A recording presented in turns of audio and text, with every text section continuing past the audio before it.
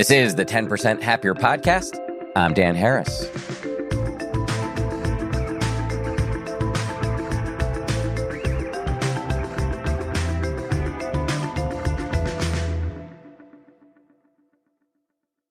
Hey, everybody. Usually episodes of this show are organized around one big question.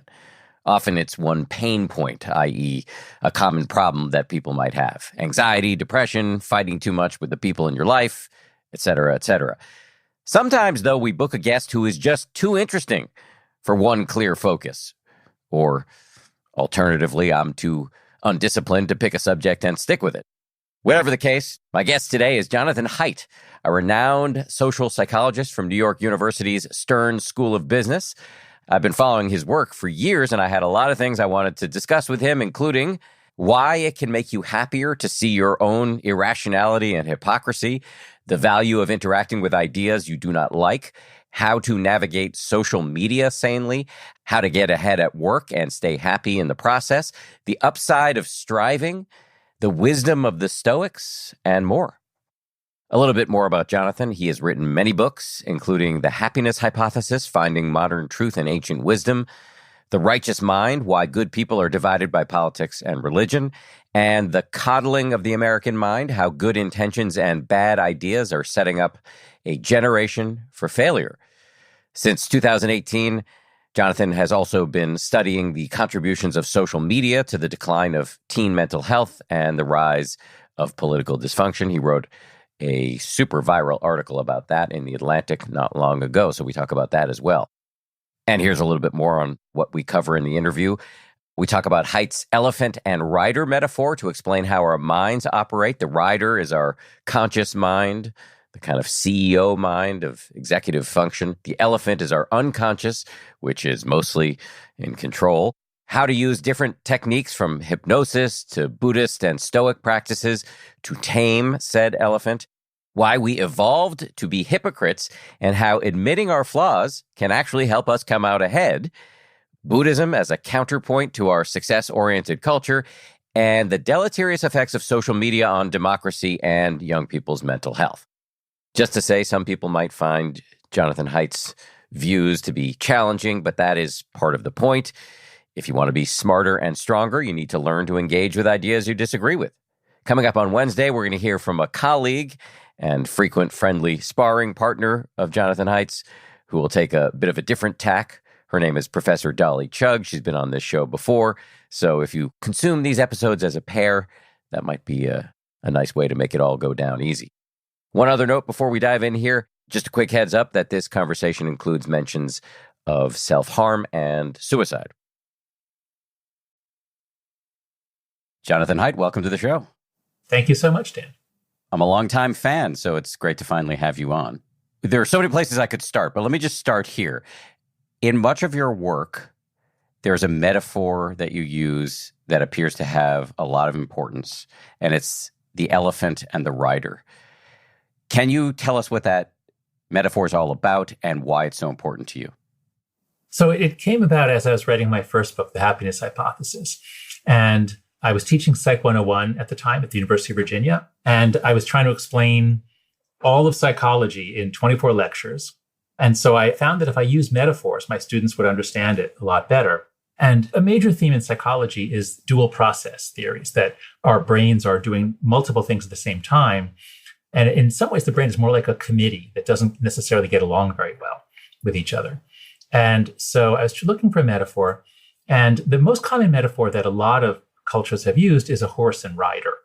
Plato had this metaphor in the Phaedrus that the charioteer is our reason, and the reason is trying to control these two horses, the noble passions and the base or stupid passions. And that's what a person is. And if the reason can get control, the charioteer can get control, then you've got a rational person. But at the same time, I was dating, I was in my 30s at the time, and I would just find myself like doing stupid things and like knowing that I was doing something stupid, knowing that I was going to make the wrong decision. So I wanted something bigger than a horse. And so I picked an elephant. Now, I have no idea whether I took the metaphor from Buddha. So Buddha said something like a man must, or a sage must, tame his mind as an elephant trainer trains an elephant. something like that. And I'd studied Buddhism in college a little bit. It was always sort of like just out of my consciousness. In any case, it just fits so well with Buddhism. And here's the thing, it fits so well with psychotherapists. Like, this is what I find from all the things in that book. Psychotherapists tell me this is the metaphor that most helps their clients. Oh, so I never said what it is. All right, right? So the metaphor is that our mind is divided into parts that sometimes conflict. And if you think about these parts as being like a small rider on top of a large elephant, and the small rider is our reason, and the large elephant is everything else, all the intuitive processes, the emotions. Sometime in the last million years, we evolved the ability to think in sequence, in language, in words, in logic, but we're not that good at it, so it's weak. And if we get tired or drunk, we do it badly. But the automatic stuff, boy, that just goes on, and you can't stop that. So that's the metaphor. We're like a small rider saying, oh, we should go left, go right. But actually, the elephant does what it wants. And then it turns out the rider actually spends a lot of time just justifying whatever the elephant ended up doing. So why is this useful for people? So in the happiness hypothesis, what I did was I looked for all of the psychological claims that had been made across multiple millennia and multiple continents. It had to pass those two filters to be considered a great truth. And like the first one you find, pretty much, is the mind is divided into parts that sometimes conflict. So St. Paul, the flesh lusteth against the spirit against the flesh, so that ye cannot do the things ye would. And I would ask my students, I'd show them that quote. I'd say, well, why don't ye just do the things that ye want to do? Like, what's the problem? If you know what the right thing is to do, just do it. But we can't, because we're not built that way. I shouldn't say we can't. What I should say is it's a struggle to do so. So that's what I was trying to capture with that metaphor. Of all the things I've written, like that is probably one of the three things that should be recorded, because that seems to be the stickiest thing I ever wrote. And I believe in the happiness hypothesis, you argue that the key to happiness, or a key to happiness, is training the elephant. It's getting the two in harmony. So you should not think about it as though the rider is the real you and the elephant is this like difficult servant, and you have to train it and make it do what you want. Like, that's the wrong way to think about things. And people like me who are very, cerebral, cognitive, rationalistic, are prone to thinking that way, but that's the wrong way to think. A better way to think is that we are multiple, we are contradictory inside of ourselves and in our relationships. And that what you're striving for is just a better kind of harmony, just getting things working together in a better way. What are the modalities for achieving said harmony? So I think introspection is an important tool. And of course, that's the foundation of Western philosophy. Over the temple at Delphi, know thyself. And Western philosophy from Plato and Aristotle on has been very much focused on sort of rational inquiry. So I think that's a part of it. But you have to have some idea of what you're trying to do. And then just all these different wisdom traditions give us different tools. So from the Buddhists, we get meditation. Well, Hindus before them, but especially in America, we know much more the Buddhist updates of that. So meditation is very much a way of training the elephant. The elephant is like an animal. You can't lecture it. But if you're training a dog, it learns by gradual reinforcement. And so meditation is a very powerful way to train the elephant gradually, but it's very hard. And especially for young people, I used to assign it in my Psych 101 class. I have a unit on self-improvement, and most people dropped it pretty quickly. It's very hard to stick with, but it works if you can stick with it. Self-hypnosis is another way to train the elephant. Cognitive behavioral therapy is an excellent way to basically catch yourself thinking these automatic, erroneous thoughts and then correct them.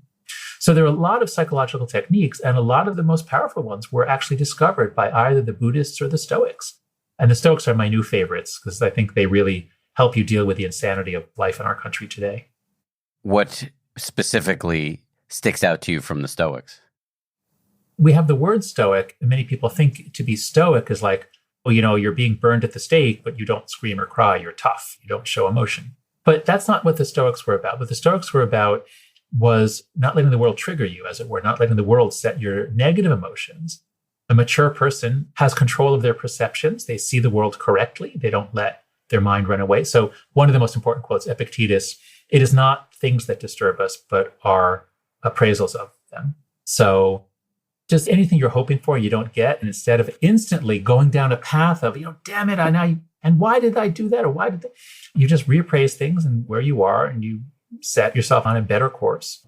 I find that for life in a modern Western nation, I think the Stoics are really the best guides I've found to living a life of both equanimity and engagement. Of course, there's many kinds of Buddhism, and some allow you to be very engaged in the world. But the Stoics, I mean, like Marcus Aurelius was the emperor of Rome, Epictetus was a slave. You can be at any level in society and you can be engaged in society, but yet still learn to manage your emotions and appraisals and live a flourishing life. It's very possible that I'm not understanding this correctly, because that happens a lot. But what I heard, at least, was that you're kind of using the rider to talk to yourself in a rational way that might in some way soothe the elephant? Yes, that's right. That's what CBT does. So cognitive behavioral therapy is a technique which actually comes straight out of Stoic teachings. It's a technique where you identify the common patterns of distorted thought. So binary thinking, catastrophizing, overgeneralizing. There are things that we habitually do when driven by emotion that are distortions of thought. And it's easy to see these in others. It's easy to see them in your children. But CBT is a technique developed by Aaron Beck and a few others in the 1960s. Once you have the names of these thoughts, of these distortions, there's about 12 to 15 of them.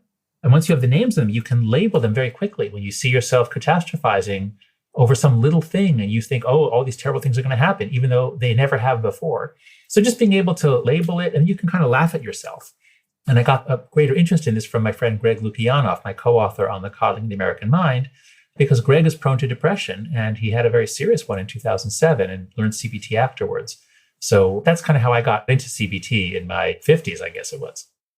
So how do you use this Stoic wisdom / modern psychotherapeutic approach of CBT in the context of living in what seems at times to be an increasingly insane world in 2022? Well, so I'll tell you, when I started it in 2017, I think it was, the first year of Donald Trump's presidency, and he's making saber-rattling noises about nuclear war with North Korea. And my wife is Korean American, and she had a trip planned with my son. They were going to go with her father to Seoul and see relatives.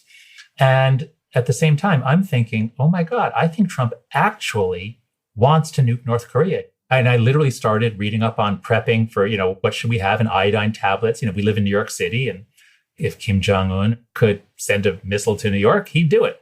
And I really started thinking about nuclear war as I did when I was a child.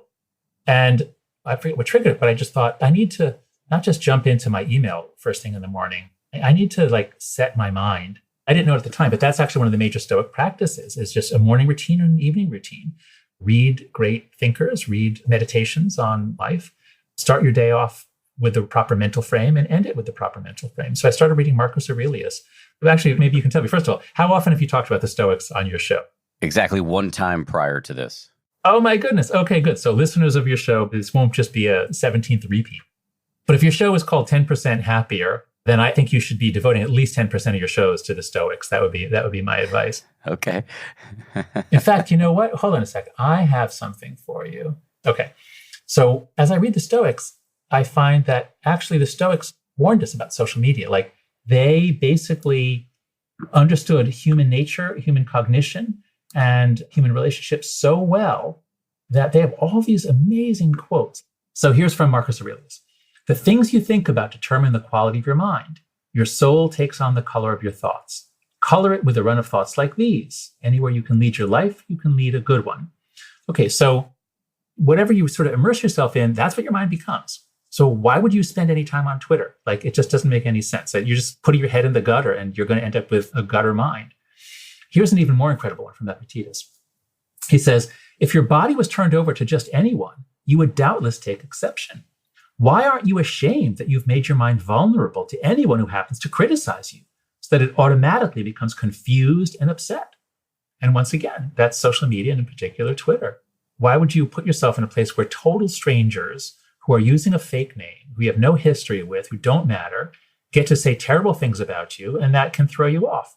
So either get to the point of a Stoic or Buddhist who just doesn't care if people call you all kinds of names, or don't spend your day on Twitter. So is your advice no social media if you want to be happy?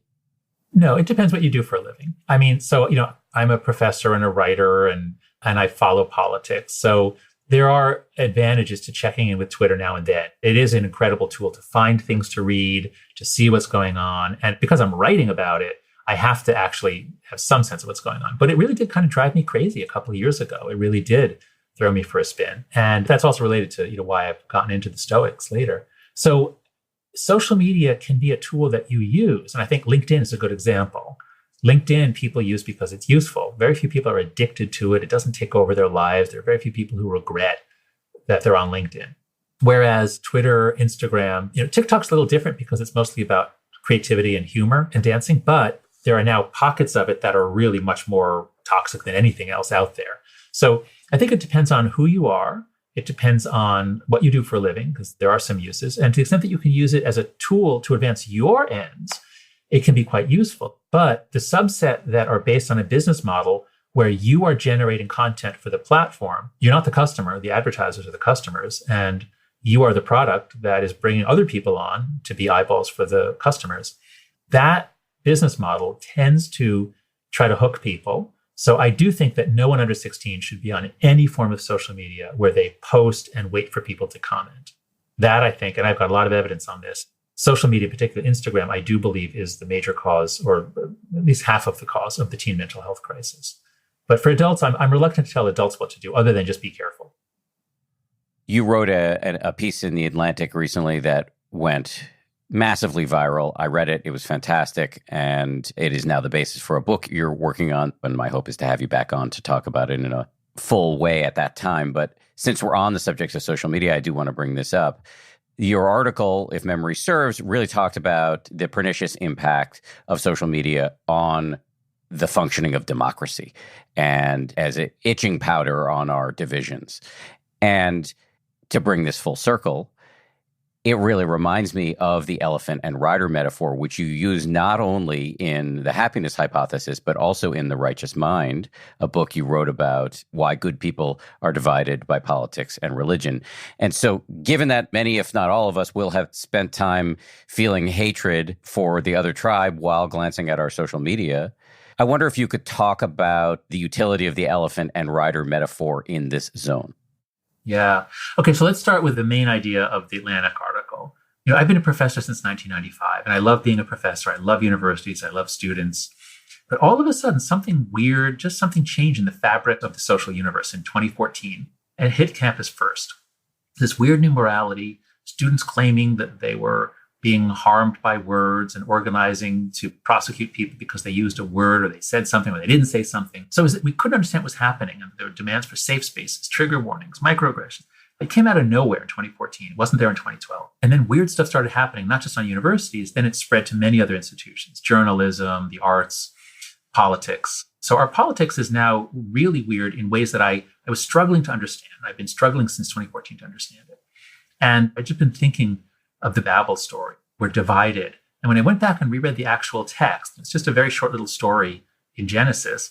The key line is that God says, when he sees the humans building this great tower to make a name for themselves, and so that we will not be flooded again, because this is a little after Noah and the flood. And God says, let us go down and confound their language so that they may not understand one another. And boom, like that line, I said, wow, that's what's happened to us. So I've been thinking about that for the last couple of years, and really it's just been gnawing at me, like, how did this happen? How are we in Babel? And if you imagine the descendants of Noah, like 10, 20 generations after the flood, they build this incredible city with a tower 50 stories tall or whatever. You'd feel such incredible awe and pride at doing that. And then boom, one day, out of nowhere, the tower's knocked down. Not only that, but you literally can't talk to the person next to you. Like, this tragedy has happened and you literally cannot understand the person next to you. That's what it's felt like to me in the 2010s. It wasn't like this in 2012, but by 2015, it was like this on campus. And by 2018, it was like this in journalism and the arts. And by 2020, it was like this almost everywhere. So that's what I was trying to explain. And the link to social media that I worked out as a social psychologist is everybody looks at social media and politics in terms of fake news, like, oh, it spreads misinformation. Okay, yeah, it does that, but I'm not interested in that. I'm a social psychologist. I'm interested in how it changes relationships. And what I argue in the essay is that the key thing to look at is the democratization of intimidation. Anyone can harass or intimidate anyone, anytime, with no accountability, anonymously, no penalty for false accusations, no due process, nothing. This is why we all suddenly started walking on eggshells. As a teacher, I used to be able to say provocative things and lead my class through difficult ideas. I don't dare do that now, because if I offend anyone, they can report me, they can publicize it. All kinds of weird stuff happens. We have to all be walking on eggshells now. Not everywhere in the country, but in many institutions. So what I was focusing on was, how is it that our institutions are getting so stupid? They keep doing these stupid things, even though they're full of smart people. And the basic argument was, social media gave everybody like a little dart gun. You can harass or intimidate. You can accuse anyone of anything under a fake name if you want. And then the accusation may go nowhere, or millions of people could sign on to it. So it's like this game of Russian roulette, and everyone's afraid of each other. So that's what I was trying to get at. How is it that we became afraid of each other to the point where we don't speak up and say what we're thinking? We don't challenge each other's ideas, at least in many parts of the academy anymore. And that's what has made us structurally stupid, the loss of viewpoint diversity. And while I'm rambling a bit here, I'm sort of trying to give you like 7 different ideas in this 8,000 word article. But that's what the Babel metaphor is all about, that social media allowed a small number of people to intimidate a large number of people to such an extent that our basic social institutions don't work anymore. That's a great summary of a complex set of arguments you were making in that article. And I think why I was bringing in the rider and the elephant is that we can't understand each other anymore, and that can play out in lots of ways. But one of the ways is these tribal divides, especially here in America. As I read your Atlantic article about the deleterious impacts of social media, I started remembering reading The Righteous Mind years before, in which you talk about, if memory serves, that as we can start to understand that we all have our elephants, that can create a kind of empathy with other people's elephants. I see. Yes. Okay. So the crux of my own research, I love to write about other people's research. I love to synthesize scholars and philosophers' research. But to the extent that I've made a contribution myself in empirical psychology, it's from doing research on how morality varies across cultures and coming up with a theory that my colleagues and I call moral foundations theory, where fairness, liberty, loyalty, authority, and sanctity. And it's like taste buds on our tongue. We all have the same taste buds, but there are different cuisines around the world. And once you understand that, you can see like, if you're raised in a different culture, you have different likes and dislikes around food. And you understand why Australians might like Vegemite. And if you didn't grow up with it, you're not going to like it. And in the same way, if you are either predisposed to be on the left, because it's like everything else, it's genetically heritable. So if you're predisposed to be on the left, or if you're raised in progressive environments, you're going to have a hyper-developed sense for care and fairness as equality. You're very focused on equality. And if you look at a lot of the social movements on the left, it's about victims and oppression and inequality. And all of those are important topics. And in a sense, the left specializes in finding injustices and trying to right them. But then you're kind of blind to some other things.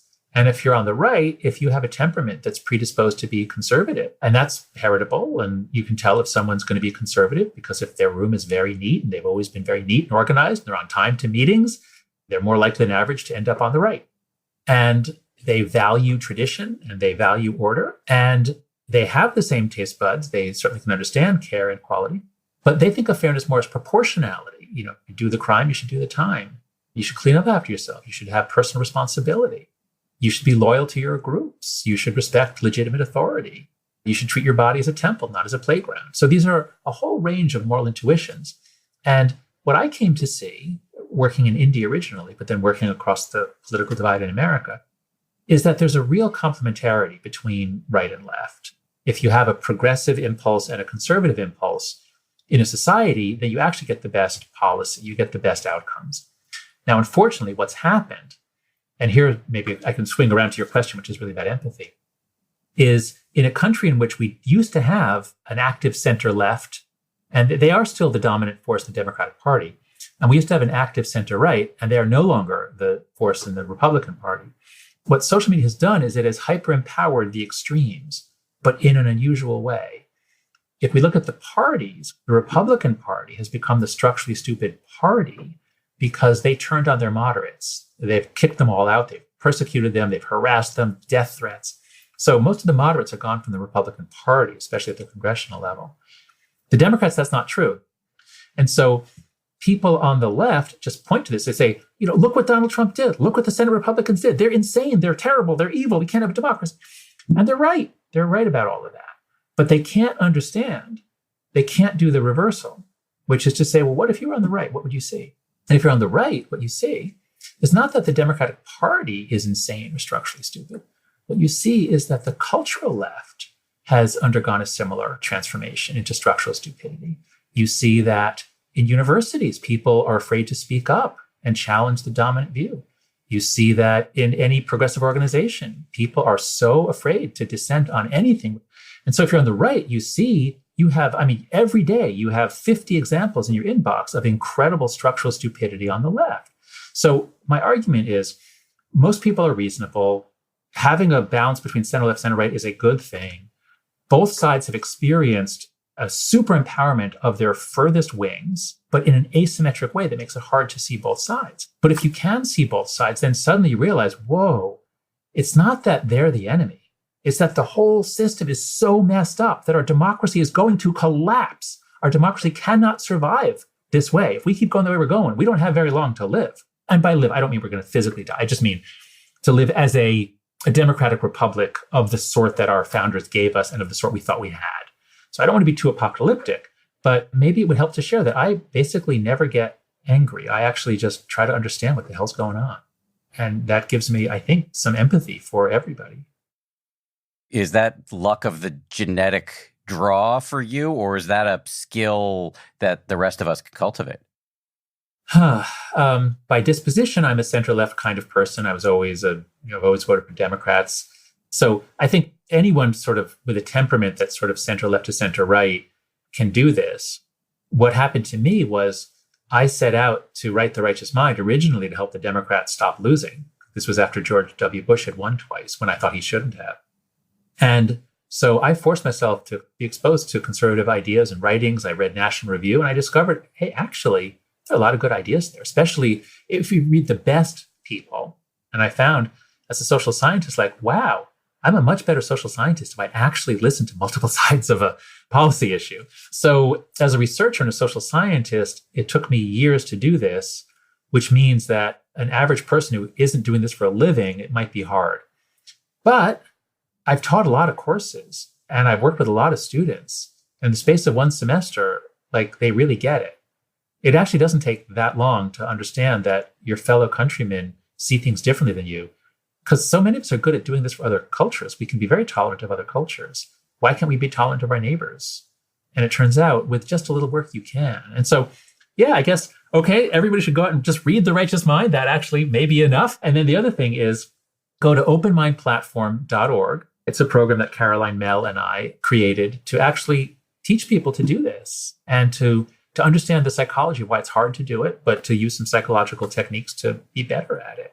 So openmindplatform.org, we designed it for use in organizations, actually. So if you find that your company or your school or your PTA group or anything, if you find that things are tense and there's just a lot of fear or fighting or anger, if everybody does it, you all have a vocabulary in common, you all learn how to get along a lot better, and you'll be much less structurally stupid because you'll be able to have constructive arguments.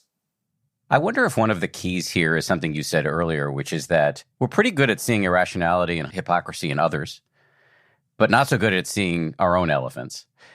And just knowing that seems like a great North Star for navigating Babel, to use your terminology.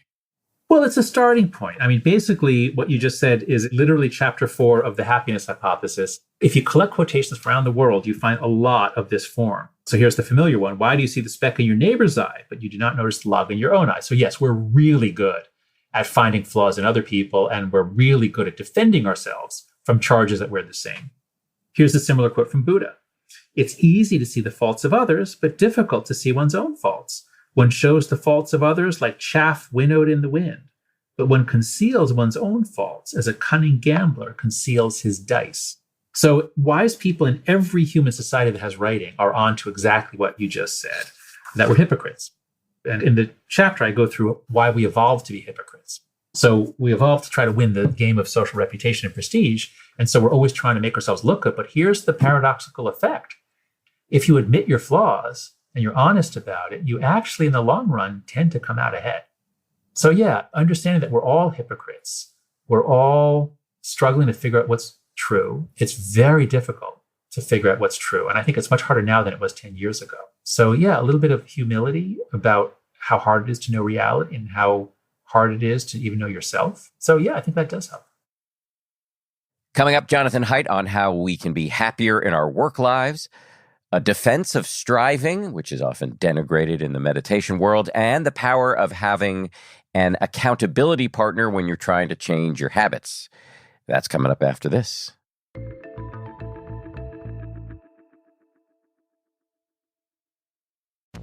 This episode of 10% Happier is brought to you by New York Times All Access. Always cool when a brand I love wants to advertise on this show. I've been an avid reader of the New York Times for at least 30 years. For the best in news, analysis, and culture, there's only one New York Times, and now you can enjoy Times-level expertise in the areas of games, cooking, product reviews, and sports with a New York Times All Access subscription.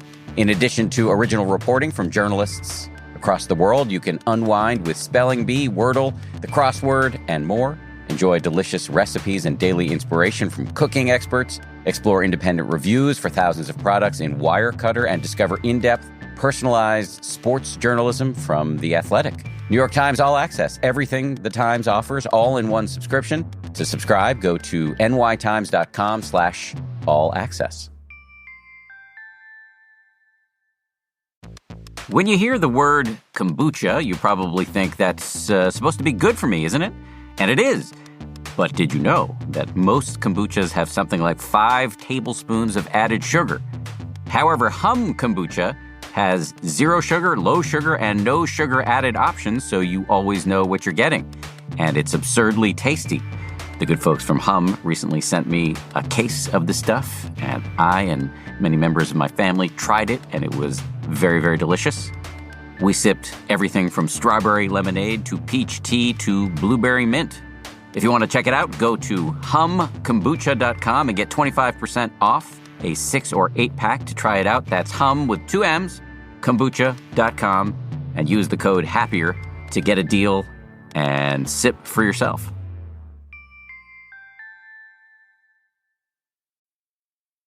How much, if any, optimism do you have that we can achieve the requisite level of empathy and structural sanity to get through this tumultuous period of time intact? In the short term, I'm an incredible pessimist. In the medium term, I'm a pessimist. In the long term, my rider is optimistic. That is, I believe my friend Steve Pinker that in the long run, things are getting better. And people have often thought that their world was going to hell, and they've almost always been wrong. The way to reconcile all this, I believe, is to understand that there are cycles in history, and they last about 80 years, 80 to 100 years. And a society comes through a crisis, a war, a terrible time typically, and then they build institutions that create something new. This happened with the founding of the country in the 1780s. It happened after the Civil War. It happened after the Depression and World War II. So there are cycles in history when new institutions and norms get built, and then you get greatness for a couple of generations, never 4. You don't get 4 generations, you get 2 or 3. And things decay and things change.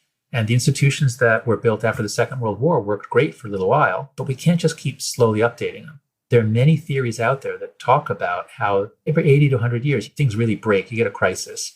And several theories have predicted 2020, 2025 as the peak year of crisis. So things are going to get a lot worse, I believe. We're going to have a lot more political chaos, political violence as we had in the 60s and 70s. I don't think that, 5 years from now, it's not like, oh, boy, wasn't that crazy? Those early 2020s, they were crazy, but man, we're done with that. I don't think we're going to be through this in 5 years, but eventually we will get through it. And Amazon will always be there for you to get products. Like, it's not like we're going to starve or die. But I think the sense we had of a stable democracy, which was the envy of the world, I think that is gone, and we're going to have to rebuild it. That's going to be the great challenge for the next generation is to build something anew. I know you teach a course called Work, Wisdom, and Happiness. And so I'm interested in talking a little bit about how we can be happier in one of the most anxiety-producing spheres of life, which is work. And In particular, I'm interested in a case I believe you make in the happiness hypothesis, which is a kind of defense of striving. There is a received wisdom that happiness cannot be the result of external rewards, but you take that on. Can you say more about that? Yeah. So the Buddhists and the Stoics do generally preach a kind of non-attachment. And they lived in worlds in which they didn't even know what the weather was going to be the next day. You could have a volcano erupting and everyone's dead. Like, they really couldn't plan on retirement. Until the 20th century, nobody could plan on retirement. And so they developed philosophies of non-attachment and of getting distance. And especially the Buddhists had ideas of non-striving. I think the Stoics are more comfortable with striving. And so while I was writing the happiness hypothesis, I was very taken with Buddhism, as I had been since college. But I began to see that for different societies, there are different philosophies that would be optimal. And Americans are perennially attracted to Buddhism because it's a counterpoint to our more outgoing, aggressive, achieve, do things, discover things, get stronger, get smarter. And so we're often looking over our shoulder and saying, well, isn't there peace and tranquility over there? But that doesn't mean that we should be Buddhists. And I've been active in positive psychology since it began in 1999 or so. And it turns out that there are some things that really do make you happier. And it's especially relationships and being embedded in a community. It's having good work that uses your strengths. So it's not correct that, just look within and don't try to change the world. No, the world's never going to conform to what you want. And so if you pin your hopes on making the world be just the way you want, you'll always be disappointed. But at the same time, it is worth striving to get your relationships right, to find work that uses your strengths, to arrange your life so you have a sense of control and efficacy over what you do. If you have work that you don't love, that doesn't use your strengths, where you have little control over what happens to you and you've got demands placed on you randomly and you don't have friends at work, you're going to be unhappy. So by the time I finished the book, I embraced a kind of a more Western approach. Buddhism is fascinating and useful, but I think the path to flourishing for most Americans and Western Europeans is going to draw from multiple traditions, but it is ultimately going to be, for many people, to try to make a mark on the world, to strive, to aim high. Just don't get so carried away that you lose perspective and you let the world control your mood. That's where Stoicism in particular, I think, is so helpful. It's interesting because I wouldn't call myself a Buddhist scholar, but I certainly have written a couple books about meditation and practiced Buddhist meditation quite a bit. And my understanding of the Buddha's life is he did renounce the worldly, but spent a lot of time hanging out with merchants and kings. And my understanding of Buddhism is not that you shouldn't strive, it's that you should not be attached to the results. Yeah, there's a line in the Bhagavad Gita, Hinduism, the roots of it have that too. You should be the same in success and failure. But let me ask you, this is a question I asked, I forget which Buddhist scholar I had a conversation with many years ago. And I said, okay, let's talk about attachment, non-attachment. If your wife dies, is it appropriate to feel pain and loss? He couldn't give me a clear answer. What do you think? So there's no question that if my wife died, I would feel an enormous amount of pain and loss. But is that a Buddhist reaction, or is that just a human reaction that's not consistent with what the Buddhist ideal is? So take everything I'm about to say with a grain of salt because I pick things up along the way. But the Buddha, if memory serves, lost one of his disciples, Sariputra, I think, and said it was if the moon had fallen from the sky or something to that effect. There's also a great story about a Buddhist master who lost his daughter and was seen by his disciples crying. And they said, I thought, Master, you said everything's an illusion. And he said, some illusions are more painful than others. Okay. So as long as there's a recognition of that human response, as long as we take it as a general guide, you should be looking at your attachments. And I just think life is richer and better if you have certain kinds of attachment, which it will be painful to lose.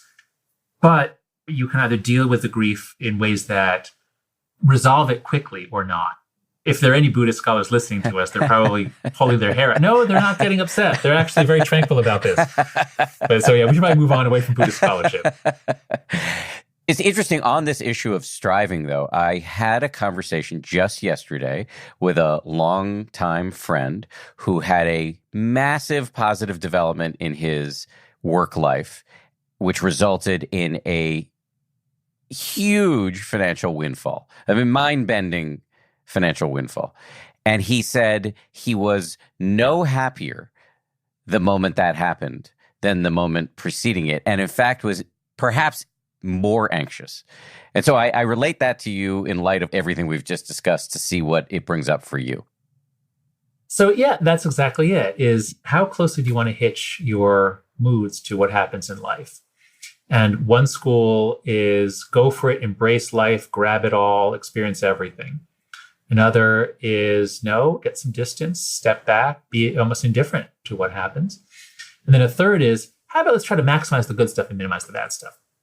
And to that, I'd actually like to add a fourth consideration, which is your age. So, the Buddha lived and then renounced. If my son is 16, if he were to take up Buddhism next year and devote himself to spiritual growth and separate from the world, that would be a tragedy. That would be such a loss. A young person should live. A young person must get his heart broken many times, must experience success and failure. And then later in midlife, maybe you can step back.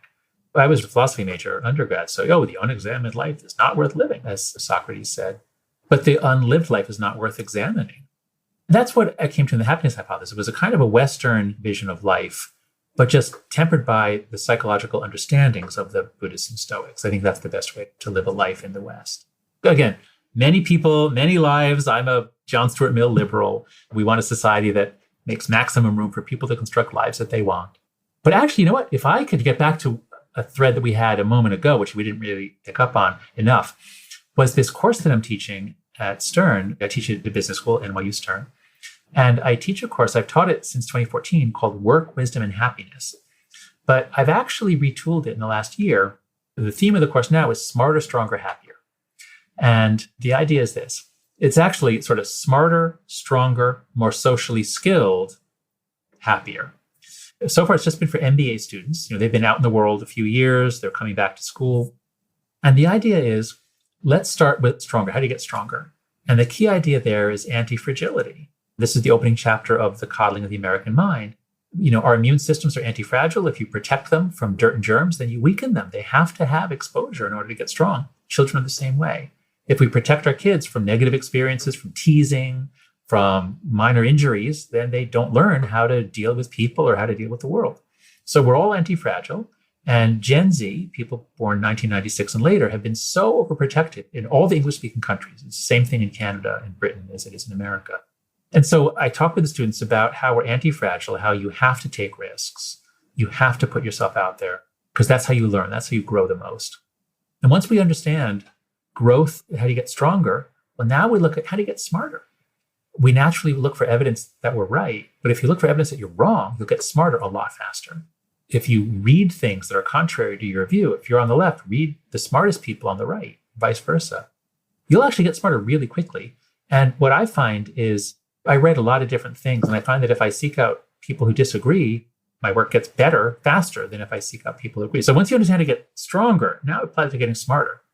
And now let's apply that to becoming more sociable, because almost everybody wants to be more socially skilled. Very few people feel that they're very socially skilled and aren't satisfied with it.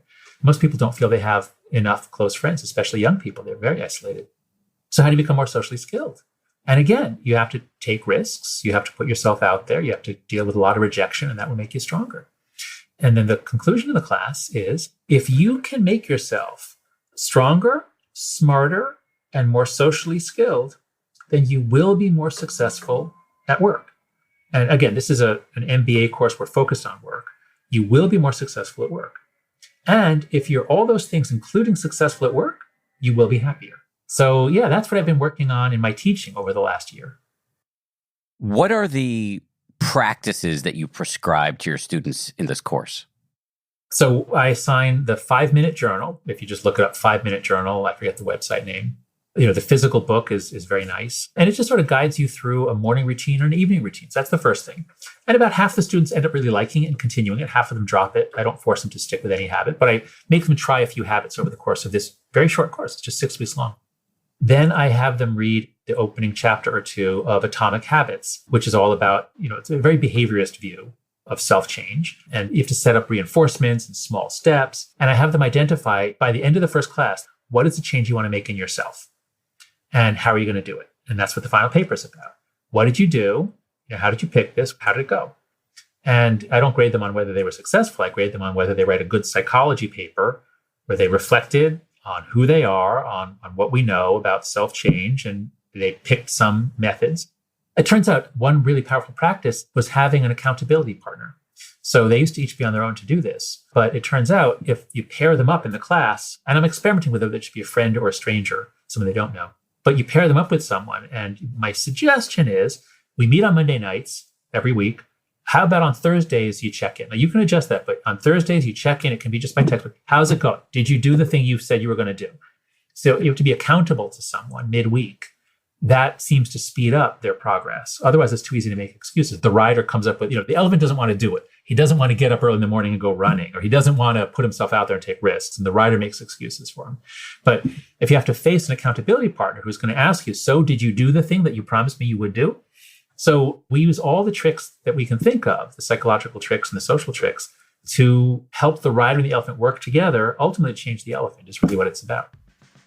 Coming up, Jonathan Haidt on why we need adversity, his theory on the linkage between political correctness and adversity, and advice on how to participate cheerfully in turbulent, tribalized, polarized times.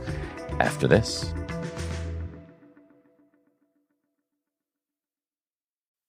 Looking to discover a gem, something inspiring, or just something you can put on around the house? Etsy has it. Shop outerwear, accessories, and home pieces made for all budgets by independent sellers. New to Etsy? Use code NEW to get 10% off your first purchase. That's code NEW. Maximum discount value of $50. Offer ends June 30th, 2023. See terms at etsy.com/terms. Etsy has it. Shop etsy.com. What are you saving up for? A vacation? A remodel? Or just because saving is a smart thing to do? A CD from Sandy Spring Bank gives you time to grow your savings at a guaranteed rate. Right now, you can earn interest at 4.25% annual percentage yield on a 14-month CD or 4.00% APY on a 35-month CD. Ready to grow your savings? Let's talk. Visit sandyspringbank.com/CD specials. Minimum opening deposit is $2,500, member FDIC. Last question for me, and this goes to the notion of being stronger. And this is a question you look at in the happiness hypothesis. Is adversity good for us or bad for us? So generally, it's good for us, but it has to be the right kind of adversity at the right time and with the right lessons. Because this is also one of those great truths that you find in almost every culture. It's really amazing. I can actually read you a couple of the quotes. The best known one, of course, is from Nietzsche, what doesn't kill me makes me stronger. But you find this there's a quote from Mencius. When heaven is about to confer a great responsibility on any man, it will exercise his mind with suffering, subject his sinews and bones to hard work, et cetera, et cetera. So anyway, we need adversity to grow. Adversity for 2, 3, 4-year-olds, probably not much. Real adversity in early childhood can leave real scars. There's a lot of research on adverse childhood experiences. That can be bad. But facing social adversity, if it doesn't go on too long, if it's not so severe, can often be very strengthening. So in the 1990s, we freaked out. We changed the way we raise kids. It's quite sudden, actually. The amount of time that mothers and fathers began spending with their kids, for some reason, it shoots up right around 1995. I can't figure this out. So we start overprotecting our kids a lot in the 1990s into the present day. And this, I believe, is the other major reason why rates of depression, self-harm, suicide, anxiety have doubled for some subsets since 2012. Our teens are in a terrible state, very, very bad mental health.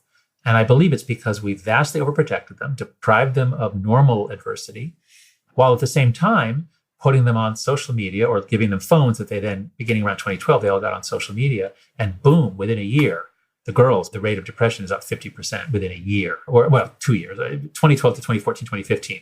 The boys also are not doing well, but the data doesn't allow me to connect the boys' outcomes to social media. But for the girls, the connections are pretty clear. Well, if I understand your argument correctly, this coddling led not only to the public health crises around mental health of young people once they go from being coddled to being exposed on social media, but also, if I'm understanding you correctly, to what has been unflatteringly referred to as wokeism or political correctness, because these kids get to college and can't handle opposing views. That's right. And there's an anomaly that's not widely known. It's just discovered a year or two ago, which is that it's especially girls on the left. They are the ones who most bear the brunt of this. Girls on the right are not doing nearly as badly. We have this long period from, I was born in 1963 to 2013, it's 50 years in which we made the most incredible progress on every possible social justice issue. The 100 years before I was born, very little progress, from the Emancipation Proclamation to my birth, 1963, Martin Luther King's speech, 1963. The next 50 years, incredible progress. But for some reason, young women on the left decide in 2013 that everything is and always was racism, sexism, oppression, gender pay gaps. This doesn't have much link to reality, but girls on the left were immersed in a social media environment. Tumblr turns out, I didn't know this when I read the article, Tumblr turns out to be a real petri dish of this concern. So that might explain why it's the girls on the left who become depressed first and most, and to this day. So there's all kinds of twists and turns to this story. It's not a one-factor causation. It's not just the overprotection. It's not just being on social media. And it's not just this set of ideas about oppression and victimology. It's interesting interactions. One other that I just really found in the last few days, I was reading Emil Durkheim, my favorite sociologist, who talks about collective effervescence and communal rituals and this human need to come together physically. And we dance together, we drink together. Like cultures all over the world do this. They have rituals that bring the group together. And it's essential that you move together. You have to use your muscles. We're embodied creatures. We have bodies. So as I was reading Durkheim on this, and an article that was reviewing Durkheim's work, and I realized, oh my God, the metaverse is the absolute opposite of what Durkheim said we need. When kids are connecting, not even synchronously, like it's one thing if you're, like you and I are talking now, like we have at least some back and forth. If we were together in person, it'd be much better. We'd have much more of a bond, but at least this is synchronous. What the girls are doing is asynchronous. So when all the kids got on their screens all day long, they all got iPhones around 2012, plus or minus a couple of years. When they all moved their social lives onto screens, the boys went for video games. And video games are synchronous. So my son would play Fortnite with his friends, and that was at least they're working together to find and kill other groups of boys. And it was great fun, and that's actually very healthy. So multiplayer video games are not bad for kids. They might even be good for them with limits. But what did the girls do? When they got on, they went for Instagram, Tumblr, and Pinterest. They went for the visual platforms, which are asynchronous, performative self-presentation. But what do girls need? What are girls' games all about? Girls more than boys are about connection. So when you look before all this stuff was happening, what do girls do? Patty cake. They have all these rhyme games with clapping. Girls do all these things to physically synchronize themselves with other girls. That's part of growing up as a girl. Jump rope. Girls' games are not competitive. They're about bonding. And when everyone moves on to digital platforms, the boys are doing okay. It's kind of more fun. But the girls are now completely starving for communion and connection. They're so lonely. And they're so insecure as they go through puberty alone. So there's a lot of pieces to this story. But the main victims have been girls born after 1995. Jonathan, I really appreciate you coming on. I think you've said a lot of interesting things and a lot of things that will be challenging to our audience, which is actually part of your thesis, that we should all be challenging ourselves. We have referenced many of your books, and you've referenced at least one of the sort of digital platforms you've created, Open Mind. Is there anything else that's worth mentioning in terms of resources you've put out into the world that people could access? Yes. So I would suggest starting either at thecoddling.com, which is the website for The Coddling the American Mind, or my main website, which is jonathanhaidt.com. My last name is Haidt. And I've put everything there. Especially I have a page on social media. I put all my work on social media on a single page. You can find everything there. And I would like to end with actually a quote I really love now, because I know sometimes when I talk about democracy and mental health, it's pretty dark.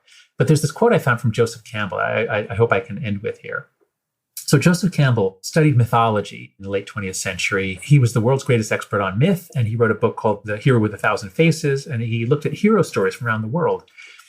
And he had a special on PBS that really moved me when I saw it in the 1990s. But he has this quote. He says, "The lesson of the hero is this: how do you live in this crazy, difficult, dangerous world?" He said, quote, "The lesson is participate joyfully in the sorrows of the world. We cannot cure the world of sorrows, but we can choose to live in joy. The warrior's approach is to say yes to life, yay to it all. And I think we're in one of those cycles. A lot of things are getting worse, at least socially and politically, but it's a temporary cycle. And we have to figure out how to live. It could go on 5 years, it could go on 30 years. We don't know. But I think Joseph Campbell offers us guidance for how to actually live engaged and reasonably happy lives during this period. Amen. Participate joyfully in the sorrows of the world. I think that is a pretty solid mantra for these tumultuous times. All right. Well, Dan, pleasure talking with you. Likewise. Thank you very much. Appreciate it. Thanks again to Jonathan Haidt. Thanks to you for listening. By the way, I have not asked for this in a minute, but if you do have time to go into your podcast player and give us a rating and or a review, that would really help. It only takes a second. Thank you for that. And thanks, finally, to everybody who works so hard on this show. 10% Happier is produced by Gabrielle Zuckerman, DJ Kashmir, Justine Davey, Lauren Smith, and Tara Anderson. Our supervising producer is Marissa Schneiderman, and Kimmy Regler is our managing producer. Scoring and mixing by Peter Bonaventure of Ultraviolet Audio, and Nick Thorburn of the band Islands wrote our theme. We'll see you all on Wednesday when our guest will be Dolly Chugg, who, as mentioned at the top of this show, happens to be a colleague and frequent friendly sparring partner of Jonathan Haidt.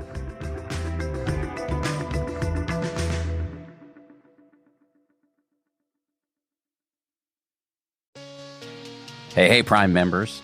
You can listen to 10% Happier early and ad-free on Amazon Music. Download the Amazon Music app today. Or you can listen early and ad-free with Wondery Plus in Apple Podcasts.